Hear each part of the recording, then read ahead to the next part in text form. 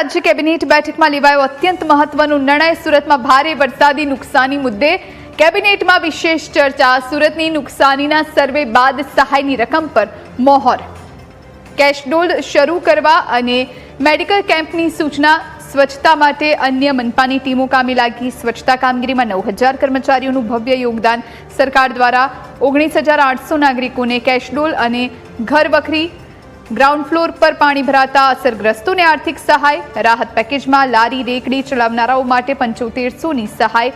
40 ફૂટની દુકાનો માટે 25000ની સહાયની જાહેરાત। 40 ફૂટથી મોટી કેબિન ધરાવનારાઓને 50000ની સહાય।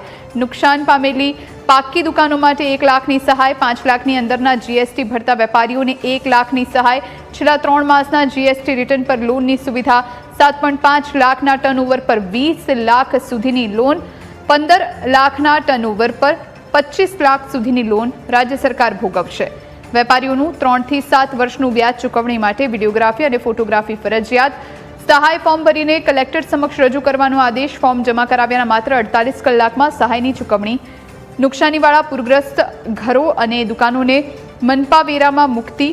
પાણી ભરાયેલા અસરગ્રસ્ત એકમોને 1 વર્ષની વેરા માફી।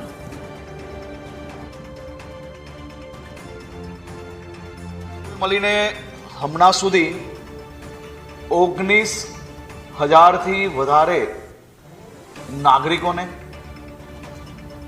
કેશડોલ અને ઘરવખરી ચૂકવવામાં આવી છે। અને કેશડોલ ઘરવખરી જોડે જોડે જે ગ્રાઉન્ડ ફ્લોર પર પાણી ભરાયા હોય, જેમને નુકસાન થયા હોય એવા 19800થી વધારે નાગરિકોને ચૂકવવામાં આવી। અને જે એવા વિસ્તાર હતા જ્યાં પહેલા માલે રહેતા લોકો એમના ઘરમાં પાણી ના ભરાયા હોય, બીજું નુકસાન ના થયું હોય, પરંતુ એ નોકરી ધંધા અર્થે ના જઈ શક્યા હોય એવા બી 36000 લોકોને ખાસ સહાય ચૂકવવામાં આવી છે। આ પેકેજ સહાયમાં જે કોઈ લારી કે રેકડી ચલાવતા હોય અને જેમને લારી કે રેકડીમાં નુકસાન થયું હોય એવા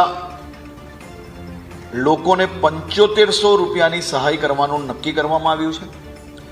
જેની નાની કેબિન હોય 40 ફૂટ સુધીની એવા સૌ લોકોને 25000 રૂપિયાની સહાય કરવાનો નિર્ણય લેવામાં આવ્યો છે।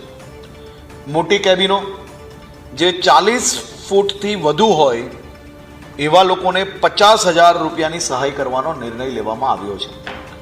પાકી દુકાનો જેની હોય એવા સૌ લોકોને 1 લાખ રૂપિયાની સહાય। આ છેલ્લા 3 મહિનામાં જે લોકોએ જીએસટી રિટર્ન ભર્યું હશે એની કોઈ મર્યાદા નથી, પરંતુ જે જીએસટી રિટર્ન ભરતું હોય એવા લોકોને પાકી દુકાનમાં 1 લાખ રૂપિયાની સહાય આપવામાં આવશે।